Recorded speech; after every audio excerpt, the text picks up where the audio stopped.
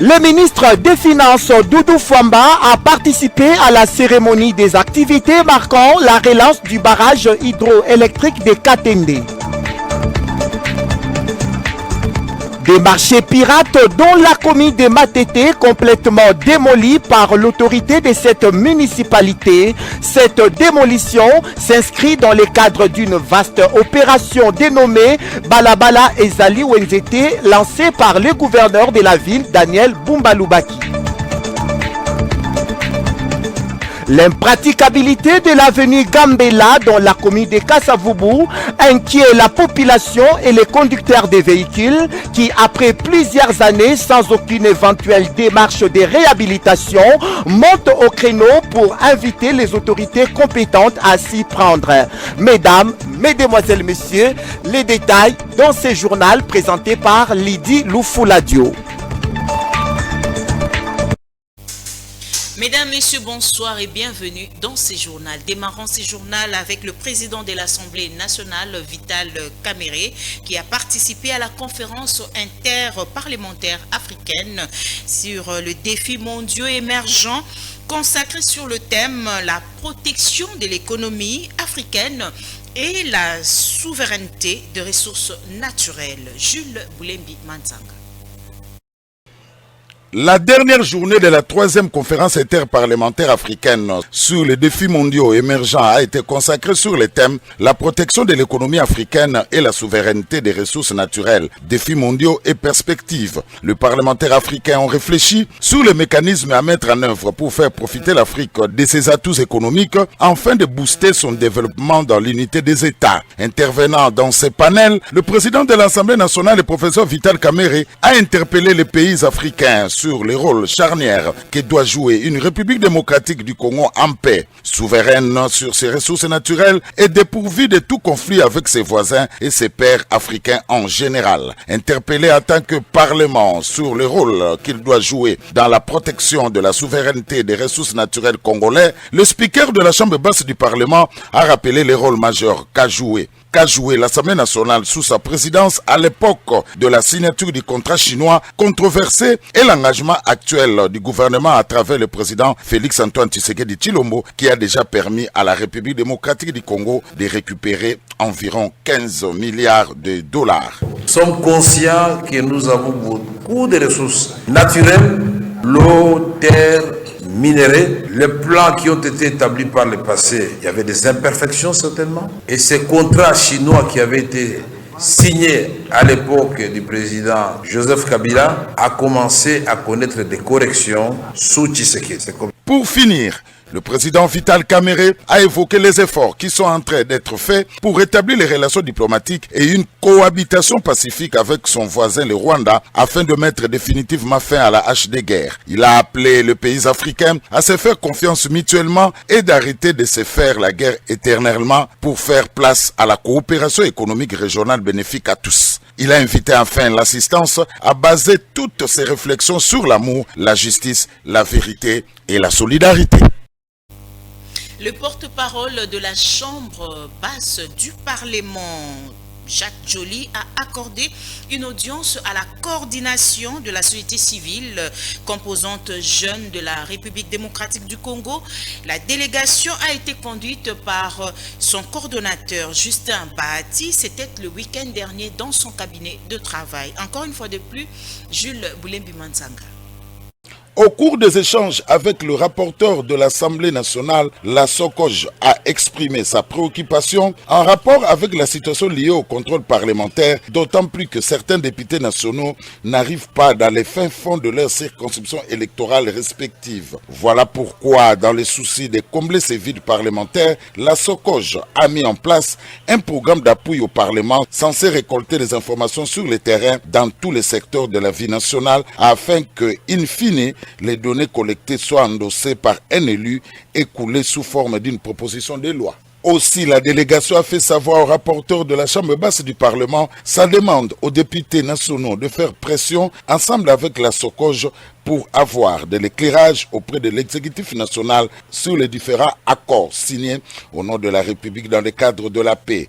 Les interlocuteurs de Jacques Njoli et Sengekeli sont rentrés rassurés des réponses et orientations obtenues auprès de l'élu de la Chouapa, qui a accepté de servir de pont entre la jeunesse de la société civile et l'Assemblée nationale. Signalons qu'un partenariat entre la SOCOJ et le Parlement congolais est envisagé dans les tout prochains jours, a révélé le coordonnateur de cette structure de la société civile, Justin Bat. Nous avons été avec les rapporteurs pour nous présenter notre programme d'appui au Parlement. Parce que nous avons pensé tout simplement que les 500 députés eux-mêmes ne peuvent pas réussir la mission vu les problématiques qui sont dans notre pays, vu la complexité. Il faudrait qu'il y ait quand même une structure qui va venir en appui aux parlementaires. Ils sont au nombre de 500. Parfois, ils sont en vacances à l'étranger. Quels sont ces gens qui récoltent les informations pour le Parlement? Et nous sommes donnés ces tâches. Non seulement ça, il y a certains élus, quand ils sont secrétaires, ils font une dimension sélective parce qu'ils n'ont pas été élus à côté gauche. Les problèmes de ces côtés l'air tout simplement. Nous sommes venus combler ces vies et nous avons incorporé ça dans un programme que nous avons appelé Programme d'appui au Parlement. Restons toujours dans l'Assemblée nationale pour vous dire que le rapporteur de cette Assemblée, Jacques Njoli, a pris part à l'atelier de sensibilisation et d'information sur la résolution 2773 du Conseil de sécurité des Nations Unies et les mécanismes mis en place pour la protection des populations civiles dans des zones de conflit. Jonas Mutombo. Le professeur Jacques Njoli, l'un des panélistes, a entretenu l'assistance de l'impact de la résolution 2773 sur la protection de la population civile dans le cadre des conflits qui déchirent l'Est de la République démocratique du Congo. Pour le porte-parole de la Chambre basse du Parlement, la protection civile est une priorité d'action des Nations Unies. Cependant, il y a lieu de savoir que cette question de la protection humanitaire constitue la conséquence. Pour trouver la cause, il faudra aller au-delà des conséquences. Dans l'optique de trouver la cause, la résolution 2773 est le fruit des actions diplomatiques menées par le chef de l'État, Félix-Antoine Tshisekedi Tshilombo. À la question de savoir qui sont à la base de cette grave crise de l'Est de la RDC, le professeur Jacques Njoli, s'appuyant sur la résolution 2773, n'est pas allé par 4 chemins pour soutenir que cette guerre d'agression est menée essentiellement par le Rwanda et ses supplétifs du M23 AFC. Par ailleurs, le rapporteur de l'Assemblée nationale préconise une discussion sérieuse avec le Rwanda à l'exemple de ce qui a été fait à Doha, au Qatar, et une signature des traités de paix qui se fera à Washington, aux États-Unis d'Amérique. Nous devons mettre une gouvernance qui puisse créer le bien vivre ensemble pour que nous ne soyons pas l'objet de ces attaques. Et sur ce point, le jeune, et partant toute la population, nous devons faire attention aux manipulations telles que, voilà, nous avons des problèmes de gouvernance interne. Non, nous sommes allés aux élections. Il y a un président qui a gagné les élections avec 73%. Il y a un parlement. Donc nous n'avons pas de problème de crise institutionnelle. Nous avons une agression armée. Signalons que cet atelier a été organisé par le Parlement des jeunes de la RDC et a connu la participation des jeunes parlementaires, des délégués de la société civile, des jeunes membres de partis politiques et des confessions religieuses, ainsi que des représentants des FARDC et de la police nationale congolaise. Outre les rapporteurs de l'Assemblée nationale, le professeur Jacques Njoli, l'on a noté la présence du député national Gétro Mouyombi, de la représentation du coordonnateur humanitaire et résident Bruno Lemarquis, ainsi que celle du président du jeune parlementaire. Judith Souminois, première ministre, a reçu le lundi 12 mai, ce lundi 12 mai 2025, une délégation de la Commission européenne à la protection civile et aux opérations d'aide humanitaire conduite par son directeur général Hans Das. Au menu de leur échange, la situation humanitaire préoccupante dans l'Est de la République démocratique du Congo, suivant cet élément de Jules Boulembi. La Commission européenne à la protection civile et aux opérations d'aide humanitaire ECHO souhaite renforcer l'aide humanitaire dans cette partie du pays, plus précisément dans les domaines médical, de la nutrition et de l'hébergement de victimes. L'objectif de ma mission, c'est vraiment de faire stock, de voir de mes propres yeux la situation humanitaire dans l'Est et de discuter avec les autorités ici à Kinshasa et surtout avec Madame la Première ministre sur des moyens pour rendre encore plus efficace l'aide humanitaire qu'on est en train d'acheminer vers l'est du pays. Nous pensons que la situation humanitaire dans l'est du pays est extrêmement préoccupante. Il y a des besoins énormes dans le domaine médical, domaine de nourriture, hébergement et autres. Et donc l'Union européenne continue à fournir une aide financière aux partenaires internationaux humanitaires, les agences des Nations Unies, la Croix-Rouge, les ONG, pour soutenir la population congolaise dans cette crise. Au cours des discussions, la chef de l'exécutif central, Judith Suminwa, a réaffirmé sa détermination à mener des actions dans le sens du soutien à la population de l'Est du pays. La délégation d'ECO affirme avoir déjà décaissé une enveloppe de 100 millions d'euros pour soutenir les besoins humanitaires. Il s'est dénoté qu'ECO a été créé en 1992 pour exprimer la solidarité de l'Union européenne avec les populations dans les besoins. Le ministre de Finances Doudou Fwamba a pris part à la cérémonie marquant la relance des activités du barrage hydroélectrique de Katende. La cérémonie a eu lieu le week-end dernier au centre financier de Kinshasa, suivant cet élément. Le 10 mai 2025, la présentation du périmètre technique du projet Grand Katende a eu lieu au centre financier à Kinshasa. Le 10 mai 2025, la présentation du périmètre technique du projet Grand Katende a eu lieu au centre financier de Kinshasa, marquant une étape essentielle dans la prise d'un chantier stratégique à l'arrêt depuis près de 10 ans. Cette phase a permis de détailler la structuration du financement, les aspects techniques, le phasage et les échéances de mise en œuvre. Après les mots de maître de l'ouvrage du ministre des Ressources hydrauliques, le ministre des Finances Doudou Fwamba Likundeli Boutaï a pris la parole pour signifier que Katende n'est pas seulement un projet énergétique, c'est un barrage de l'unité, de la réconciliation et de la cohésion entre le peuple. Financé principalement par les ressources nationales, le projet incarne une volonté de construire avec une méthode et responsabilité dans un esprit d'inclusion et de justice territoriale. Ce qui est prévu, c'est d'abord de défier la nature, de produire 16 MW d'électricité pour alimenter Kananga et Bukonde, la première phase. Le défi et l'objectif est de produire cette énergie dans 24 mois à partir de la date du lancement. Cette activité d'aujourd'hui constitue les scopes de présentation de la nouvelle architecture de ces projets ambitieux qui est porté par votre gouvernement. La durée de travaux du barrage hydroélectrique de Katende est de 48 mois. Puissance attendue, 2 turbines de 16 MW, soit 32 MW. Objectif, électrifier Kananga et ses environs. Et le ministre de la Communication et Médias, Patrick Muyaya, a pris part à la 2e édition de Diaspora Summit au Grand Hôtel de Kintele. Là, nous sommes à Brazzaville. C'était le week-end dernier. Suivons. Dans son mot, le porte-parole du gouvernement souminois a invité les participants à une prise de conscience, celle de raconter positivement l'histoire de son pays. S'agissant des deux Congos, la RDC, on en parle très souvent sous le prisme de la guerre, mais on n'en parle jamais sous le prisme de sa résilience, non plus sous le prisme de jeunes dames comme Madame Kimbulu, qui a réussi à réunir les deux Congos dans une conférence.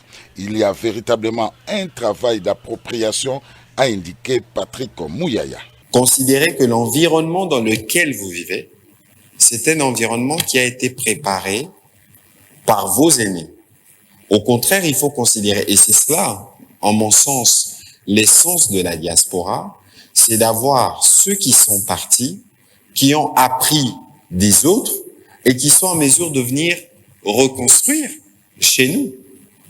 Alors, on va pas aller dans la comparaison des États dans leur histoire, parce que chaque État, chaque pays a son histoire, mais on peut nous considérer que nos champions de la diaspora peuvent venir et devenir des champions dans l'innovation chez nous. Aujourd'hui, il faut considérer que non seulement que vous avez la réponse, que vous êtes la réponse, mais il faut considérer avant de faire un pas dans l'économie, il faut qu'on soit en mesure de faire un pas dans la connaissance de ce que nous sommes et de ce que nous avons, et dans la manière de nous assurer. Diapobost, qui s'ouvre le samedi à Brazzaville, s'est clôturé le dimanche 11 mai. Il a été lancé le vendredi 9 mai au Centre culturel et artistique des pays d'Afrique centrale en présence du ministre de la Communication et Médias et porte-parole du Congo-Brazzaville, Thierry Lézin Mungalia. Cet événement dédié au renforcement des compétences et élargissement des réseaux évoque plusieurs thèmes, notamment l'autorisation de la femme, l'entrepreneuriat, la valorisation des matières premières, le transport, l'énergie, le sport, la jeunesse et l'emploi. Le ministère de la Santé publique, via sa cellule de communication, a rendu public les rapports hebdomadaires sur l'état de lieux sanitaires et humanitaires en République démocratique du Congo. Jonas Mutombo. Les données épidémiologiques concernant les Mpox pour la semaine épidémiologique 18 écumule des C1 2024 C 18-2025, les cas suspects ED 2157 pour un cumul de 5 1283, les décès suspects cumul 1789, les cas confirmés restent pour un cumul de 21 143 cas. La situation actuelle de la prise en charge pendant la S19 de DPS à Kinshasa. Concernant la co-infection Mpox HIV au centre de soins Mpox de Kokolo, Kinshasa, de novembre 2024 à mars 2025, la prévalence de la co-infection Mpox VIH est de 9,32%, soit 11 sur 118 cas de Mpox, principalement dans les zones de santé urbaines. La co-infection Mpox VIH reste plus fréquente chez les personnes âgées de 18 à 24 ans et de plus de 44 ans. La durée moyenne de ces jours est de 10,7 jours avec 49% des cas dépassant 14 jours. Le début de la vaccination dans les 3 zones de santé du Sud Kivu, Uvira et Niatende, et continuation de la vaccination ciblée autour des cas dans les provinces à forte incidence. Nous confirmons également l'arrivée de 200 000 doses de vaccins contre la Mpox en provenance de Gavi depuis le vendredi 2 mai 2025.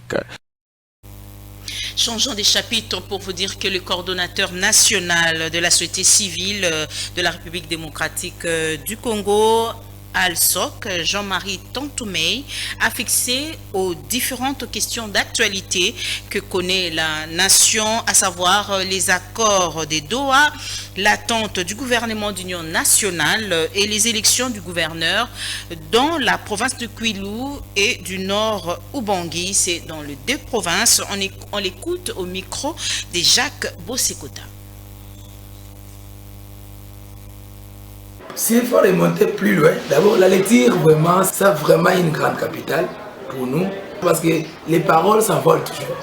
Mais lorsque, comme Job disait, je voudrais que mes paroles... L'investiture du gouverneur de la province du Kwilu et du Nord Ubangi par le chef de l'État Félix Tshisekedi a été pour Jean-Marie Tantoumei, coordonnateur national de l'Alliance des leaders de la société civile de la RDC, ALSOC en sigle, une occasion de saluer la politique agissante congolaise et déplore à cet effet la lanterne observée dans d'autres provinces. Il serait souhaitable que le Grand Bandundu, la province de Kwilu en particulier, puisse être respectée, que les responsables du Kwilu et du Grand Bandundu qui ont des fonctions dans ce régime et des acteurs, soit des acteurs politiques aguerris. Quant aux accords des Doha signés entre le gouvernement congolais et l'AFC M23, ainsi que la formation du gouvernement national tant attendu en RDC, Jean-Marie Tantoumei n'est pas resté indifférent au sujet. Nous encourageons les pourparlers de Doha, les pourparlers avec le président Trump, l'Union européenne, ainsi qu'avec les présidents africains qui ont choisi un des anciens présidents pour nous aider à résoudre notre crise.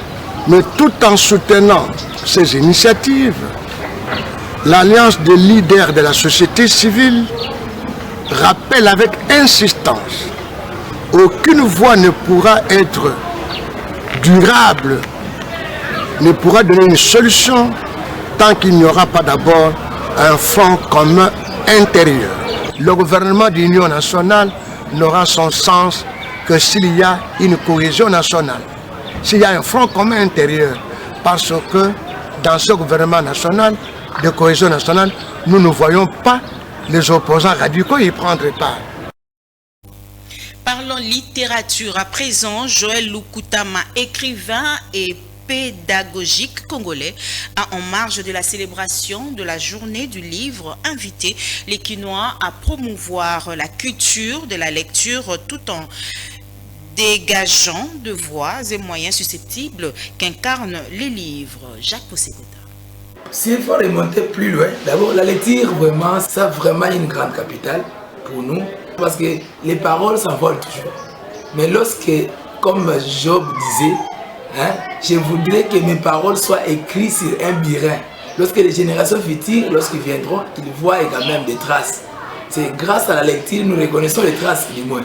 Et nous tirons des expériences là-dessus. Aujourd'hui, malheureusement, ce n'est pas le cas. Vous savez, les gens sont devenus trop faibles, trop paresseux même à la lecture. Ce qui fait que même si vous pouvez laisser même un billet de $100 dans un livre, ça peut faire 2 ans, 3 ans, 4 ans. Et l'argent est toujours là. Parce que les gens sont devenus trop faibles dans la lecture. Ce n'est pas vraiment une bonne qualité. Et j'encourage toujours les enfants à la lecture. Vous savez, la lecture permet à l'enfant d'acquérir d'abord des connaissances, de développer ses facultés mentales, voire même ses facultés spirituelles.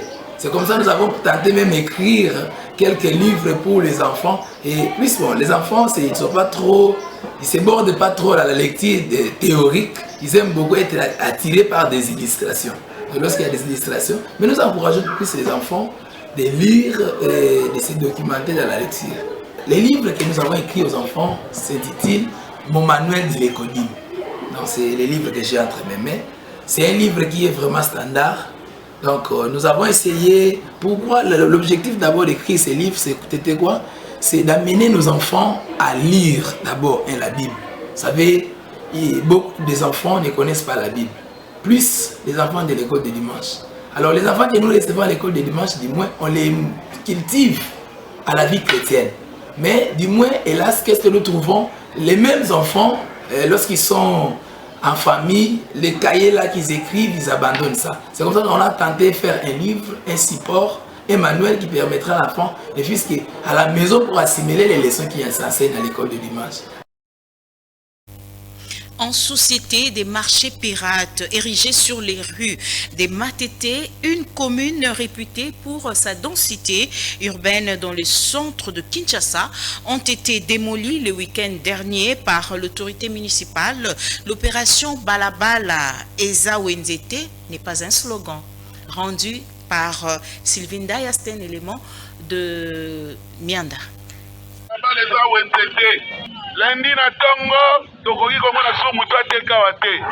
La lutte contre l'insécurité et l'insalubrité dans la commune de Matete a dorénavant un remède que lui seul, le premier citoyen de la municipalité de Matete, Gilles Bukumbi, a réellement la réponse à la problématique de l'insalubrité de la commune de Matete.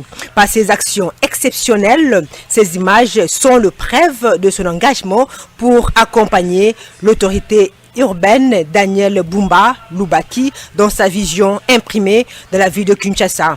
Slogan Kinshasa Ezobonga et Balabala Ezapubelte. À cette occasion, le numéro 1 de la commune de Matete a effectué une descente de sensibilisation ce samedi 10 mai 2025, accompagné des majors Moka et l'équipe de la commune. Tous ensemble, sensibiliser les vendeurs et les vendeuses du marché Ngwasuma, situé non loin de l'église Saint-Alphonse. Gilles Bukumbi s'est exprimé en ces termes. Il y a une réunion de gouverneur pour lancer une opération Balabala Eza Wenzete.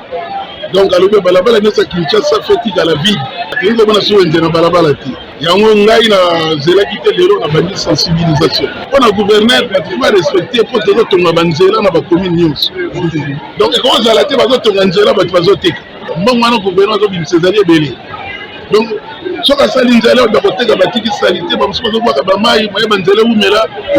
signalons que les tronçons effectués pour l'assainissement de ces quartiers sont ci-après. Quartier Ngilima, quartier Kwenge, Anunga, Mutoto et Kinzazi pour redorer l'image de la ville-province de Kinshasa et précisément de la commune de Matete.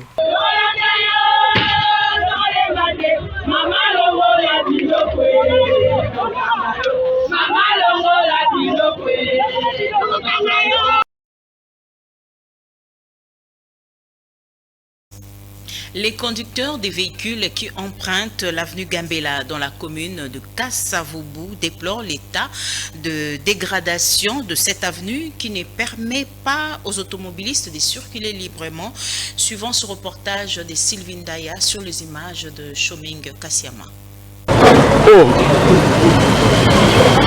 Depuis plusieurs mois, une partie de l'avenue Gambela, située dans la commune de Kasavubu, est dans un état de délabrement très avancé, empêchant ainsi la bonne circulation de véhicules sur la chaussée.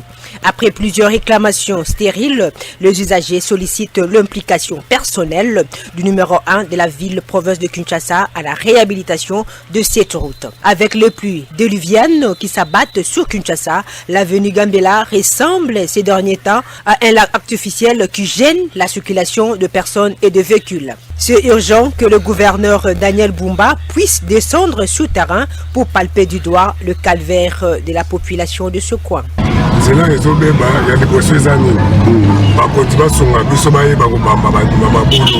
Nous avons fait appel aux autorités afin qu'ils trouvent des solutions pour ces trous. Ces nids de poules qui empêchent la bonne circulation. La chaussée devient de plus en plus dangereuse. L'autorité provinciale doit trouver des solutions de réhabilitation de cette route.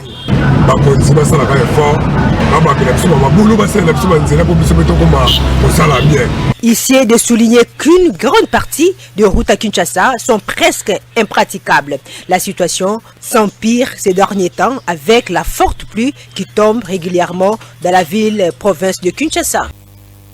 En sport, la fédération des Jiu-Jitsu brésiliens que préside Raoul Musomoni a tenu son assemblée générale ordinaire, c'était le dimanche 11 mai à l'espace Bikuma dans la commune de Lemba. Jonas Mutombo. Après la brillante organisation de la 5e édition du championnat national des jiu-jitsu brésiliens, le comité fédéral de la FECOJIBDA a rendu compte à ses sociétaires lors de l'Assemblée générale ordinaire tenue le dimanche 11 mai. Un seul point était inscrit à l'ordre du jour, les rapports des activités de l'année 2024 répartis en 5 volets, lus par le secrétaire général Rocher Sébastien Lungika Massobin. Il s'agit du rapport moral, administratif, financier, technique et divers adopté à l'unanimité par l'Assemblée générale. Il faut savoir que la Fédération congolaise des jiu-jitsu brésiliens et disciplines associées a enregistré des progrès significatifs, notamment la délégation du pouvoir qu'elle a été attribuée par le ministre des Sports Didier Boudimbu et compte faire encore plus, explique Raoul Musomoni, président de cette fédération. L'Assemblée générale, c'était une Assemblée générale ordinaire. Comme toujours, comme d'habitude, on reprend ce qu'on a fait. On rend compte, si vous voulez. Nous rendons compte à l'Assemblée de notre gestion. Donc, nous avons parlé des activités de 2024 et la projection de 2025. C'est ça en soi. Le bilan est positif parce que notre document a été adopté à l'unanimité. Donc notre bilan est positif. 2025, ça sera, je crois, la même chose. L'argent viendra de nos cotisations nous-mêmes au niveau de la fédération, c'est-à-dire le comité, les ligues, tout le monde doit cotiser. C'est le message principal que nous avons donné à nos amis au niveau de l'Assemblée générale. Tout le monde doit cotiser. Il faut mettre la main dans la pâte pour qu'on fasse fonctionner cette fédération. Cette Assemblée générale a connu la présence du représentant de la DAPS lors de sa prise de parole. Il a félicité les comités actuels pour les efforts fournis jusqu'à l'obtention de la dite délégation du pouvoir et a exhorté tous les membres du clan Blison d'être très visibles sur le terrain afin d'être retenus parmi les fédérations bénéficiaires de la subvention de l'État congolais. Mesdames, Messieurs, c'est par ici que nous bouclons ce journal, mais avant de nous séparer, les rappels de titres.